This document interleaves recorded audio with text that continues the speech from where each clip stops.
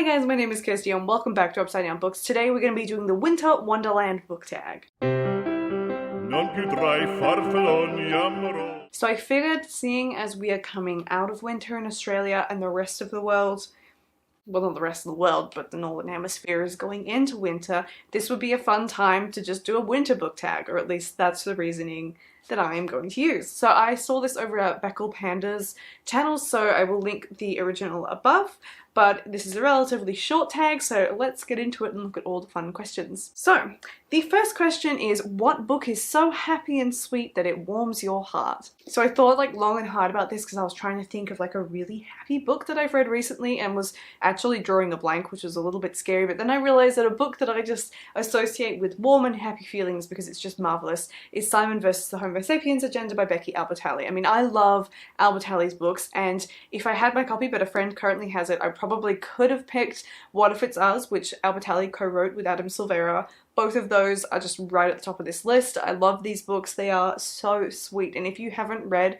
Albertalli's books yet, then you definitely should. I'm not a massive contemporary reader, and these are obviously queer fiction as well, but I just love the way that she writes characters and looks at relationships. It is just so spellbinding and wonderful to read. So if you haven't read her stuff yet, then I would highly recommend you do, because it will certainly warm your heart. The second question is, what is your favorite book with a white cover? Now, I'm assuming that this is out of all of the books I have that are white, which one is my favorite, but I kind of found that overwhelmingly difficult to choose from, so I just picked a book that I enjoyed that also has a really great cover and happens to be white. Logic. So the book that I picked was Red Queen by Victoria Aveyard. Now, I know that this book seems to divide people as to whether they love it or they don't. It's relatively simple and perhaps a little bit cliched, but I thought it was wonderful, and I love the covers. I love how beautifully these books match, even though they get darker in color and they turn to blue towards the end of the series. I just think they're wonderfully simple and they're very impactful, is that a word, to look at. I really enjoy them, and they're just such clean, crisp white books that are just so bingeable, and I really need to get on and finish this series. Maybe that'll happen soon, we'll never know. So yeah, I think for my favorite white book, this would probably have to be this one. That you could arguably say 1,000 Pieces of You is also a really great white cover, but it's got a lot of color on it. I'll put a little picture of it here, but I like this one. I like the simplicity of it. Question number 3 is, you're sitting in a nice comfy chair wearing a onesie with a lovely warm hot chocolate, but what monster read are you reading?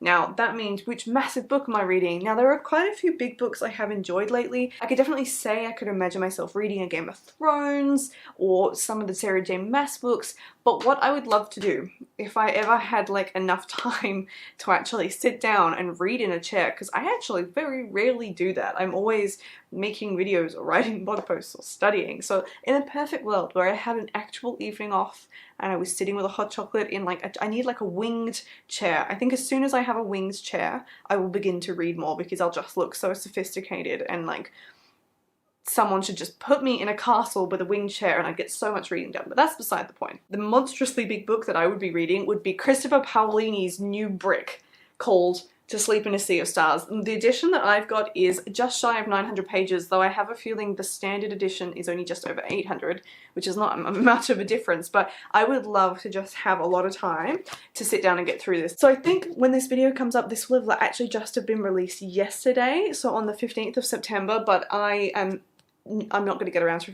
finishing it, reading it before then. I am planning on reading this in October, and I'm really looking forward to it. I'm going to be dedicating a lot of time to getting through this, so maybe, you know what, maybe I should head to IKEA or something and get myself a winged chair, and we'll see if my theory that if I have a winged chair I'll read more, whether that's a true theory or not. You never know. That's a great excuse to buy a winged chair, I think. The next question is, it started snowing, so you decided to have a snowball fight. What fictional character would you love to have a snowball fight with? That grammar is wrong. It should be which fictional character. But anyway, this took me all of 3 seconds to work out who I would choose. It's the dog. This took me all of 3 seconds to work out which character I would choose, and that would be Alosa from Daughter of the Pirate King. I am low-key obsessed with Alosa. I think she is an awesome, inspiring, powerful woman, and I love it. So I would absolutely love to see how much a snowball fight with her would escalate, because I think it would. You would just start playing and then somebody would have a broken nose and a fractured collarbone by the end of it. It would just get so aggressive. I would love I would love to have a snowball fight with a Losa. Question number 5 is, sadly your fire is beginning to go out. So what book would you tear the last few chapters out of and throw into the fire? This is such a cruel and heartless question, and my answer is even worse. With no remorse and no hesitation, I would absolutely throw the last few pages, if not the entire book of Pride and Prejudice into the fire to keep it burning. This book was such a snore to read. Oh my goodness. I'm sorry for everyone who loves Pride and Prejudice. I love the story, but this was painful to read. I remember I had to sit myself at my desk as if I was studying to try and get through reading it. I just did not enjoy this reading experience. I don't think I will ever try reading it again to see if my opinion has changed. So I will happily turn this into fuel for the fire because I'm really not that stressed about ever reading this again. And the final question is, so what book is so close to your heart that you would gift it to someone this Christmas who hasn't read before but wants to get into reading? Now usually my answer would be Tiger's Curse by Colleen Houck for this, but I've recently been reading The Themis Files by Sylvain Neuvel, and I think this would probably be my new go-to. Now I've been reading the audiobooks and I would highly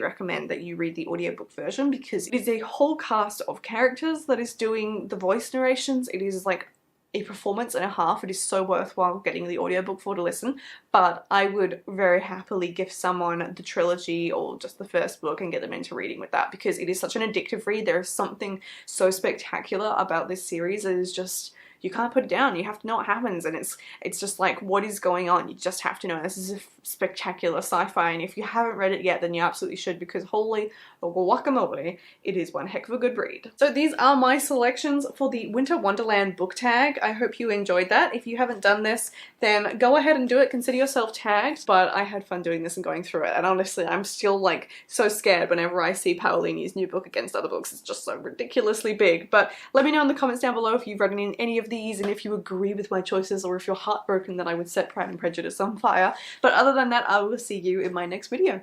Goodbye.